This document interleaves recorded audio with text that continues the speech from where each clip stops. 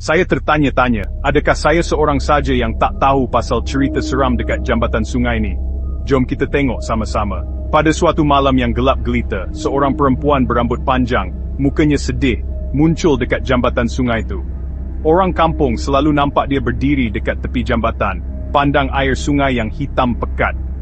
Kisah ni dah lama berlaku, masa seorang gadis muda hilang macam tu je. Orang kata, roh dia tak tenteram, asyik balik ke jambatan tu setiap malam. Ramai yang cuba dekat dengan dia, tapi perempuan tu hilang macam tu je, macam disedut kabus malam. Ada orang kata ni cerita dongeng je, tapi semua orang yang nampak dia cakap benda yang sama. Dia muncul, tenung air sungai, lepas tu hilang. Jadi, kalau korang dekat jambatan sungai waktu malam, jangan terkejut kalau ternampak perempuan misteri ni. Mungkin dia nak cerita sesuatu, atau mungkin ada benda lain. Misteri ni masih belum terjawab. Korang dini tu is satit.